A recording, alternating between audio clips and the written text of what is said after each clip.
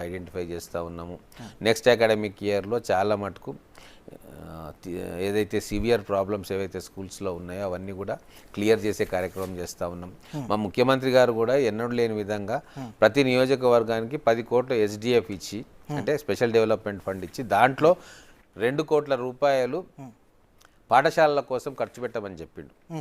అంటే ఇమ్మీడియట్గా మనం ఏమైనా చేయగలుగుతామా? నీళ్లు లేకుంటే నీళ్లు, ట్యాంక్ లేకుంటే ట్యాంకు, షెడ్ లేకుంటే షెడ్, టాయిలెట్స్ లేకుంటే టాయిలెట్స్, ఇట్లా ఇమ్మీడియట్ రిక్వైర్మెంట్స్ ఏవైతే ఉంటాయో ఫుల్ఫిల్ చేయమని చెప్పి ఆ SDFలో 20% నిధులు కేటాయించిండ్రు. చాలామంది ఎమ్మెల్యేలు కూడా స్కూల్లో ఇన్ఫ్రాస్ట్రక్చర్ కోసం అది పెడుతున్నారు. తర్వాత మా నియోజకవర్గంలో జిల్లా హెడ్ క్వార్టర్ కాబట్టి ఆ యూనివర్సిటీకి మొన్ననే అందరి కృషితో 100 crores గ్రాంట్ సెంట్రల్ గవర్నమెంట్ నుంచి గ్రాంట్ ఇప్పించుకున్నాం. దాంట్లో అందరి కృషి ఉంది. దాంతో యూనివర్సిటీ నెక్స్ట్ లెవెల్కి వెళ్తుంది మా పాలమూరు యూనివర్సిటీ. అలాగే డిగ్రీ కాలేజ్ కావాలని చెప్పి ముఖ్యమంత్రి గారిని కోరినాం. ఇంజనీరింగ్ కాలేజ్, లా కాలేజ్ మా యూనివర్సిటీకి కావాలని కోరినాం. వారు దాన్ని సముఖంగా ఉన్నారు. మొన్ననే అనౌన్స్ చేసేది ఉండే కానీ ఎన్నికల కోడ్ వచ్చింది మా జిల్లాలో కాబట్టి చేయలేకపోయినారు. స్కిల్ డెవలప్మెంట్ యూనివర్సిటీ కోసం కూడా అడిగినాం, దానికి కూడా ఒప్పుకున్నారు శ్రీధర్ బాబు గారు. అలాగే ITIలకు ఆల్రెడీ ఫండింగ్ వచ్చింది. ఇట్లా వొకేషనల్ ఇంటర్మీడియట్ జూనియర్ కాలేజ్ కూడా ఫండ్స్ తీసుకొస్తూ ఉన్నాం. ఎక్కడెక్కడ స్కోప్ ఉందో ఖచ్చితంగా అక్కడ ఎడ్యుకేషనల్ ఇన్ఫ్రాస్ట్రక్చర్ని పెంచుకోవడానికి మా నియోజకవర్గంలో కావచ్చు, మా ఉమ్మడి జిల్లాలో కావచ్చు, మేమందరం కలిసి కృషి చేస్తూ ఉన్నాం. వాళ్ళు కేవలం వాళ్ళ కాన్స్టిట్యున్సీకి రాజులు, ఇష్టం ఉన్నట్టు దోసుకోండి, ఏమైనా చేసుకోండి, కానీ హైదరాబాద్ వచ్చేది లేదు, సెక్రటరీలు వాళ్ళని కలిసేది లేదు. ఎందుకు అంటే వాళ్ళందరూ సీఎం ఆఫీస్ ఇప్పుడు ఏవైతే పేర్లు వస్తూ ఉన్నాయో టాని కానీ పీని కానీ ఒక కోటరీ ఉండే వాళ్ళు చెప్పినట్టు వినాలి, లేకుంటే పోస్టింగ్లు ఉండవు, ఎమ్మెల్యేకి వాల్యూ లేకుండే. కానీ ఇప్పుడు ప్రిన్సిపల్ సెక్రటరీ గారి దగ్గర కూడా ఒక ఎమ్మెల్యే పోయిందంటే కూర్చొని ఏం కావాలి ఏందని నోట్ చేసుకొని గౌరవప్రదంగా ఒక ప్రజాప్రతినిధికి ఇచ్చే విలువ ఇచ్చి పంపిస్తున్నారు. చాలా మార్పు వచ్చింది. నేను ఎమ్మెల్యేల కొత్తలో ఒక ప్రిన్సిపల్ సెక్రటరీ దగ్గరికి పోతే లేకుండే ఆఫీస్లో. ఓకే, ఇంకా వాళ్ళకి అలవాటు కాలే.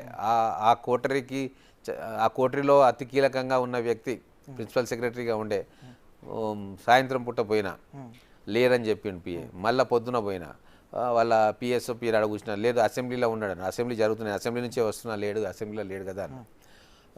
ఫోన్ చేయంటే ఫోన్ చేయరు సార్ అట్లా అన్నాడు. అంటే వాళ్ళ బల్పు చూడండి.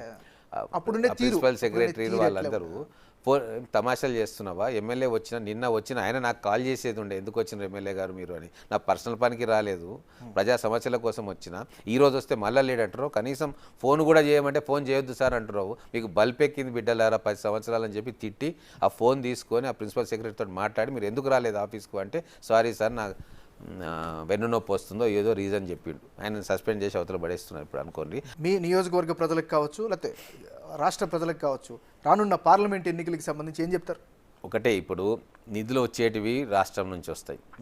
కేంద్ర ప్రభుత్వం ఎన్ని నిధులు ఇచ్చినా ఏమి ఇచ్చినా అది రాష్ట్రం ద్వారానే అడ్మినిస్ట్రేటివ్ మెషినరీ రాష్ట్రానిదే ఉంటుంది. కేంద్ర ప్రభుత్వం డైరెక్ట్గా ఏ స్కీమ్ కూడా ఇంప్లిమెంట్ చేయలేదు.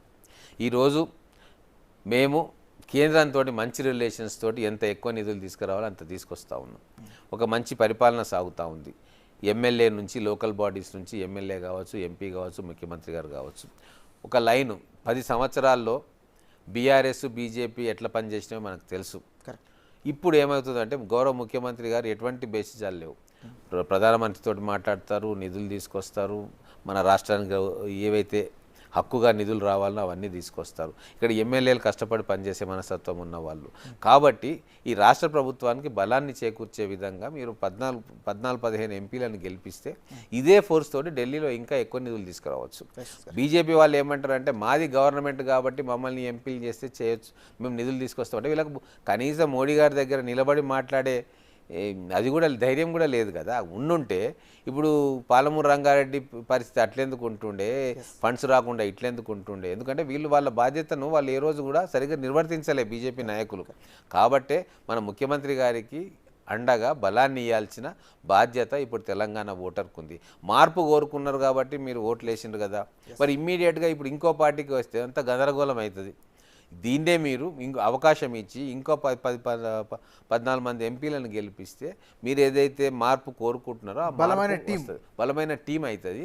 మనం అనుకున్న రీతిలో తెలంగాణలో అభివృద్ధికి మన కళ్ళ ముందు చూడగలుగుతాం. Thank you.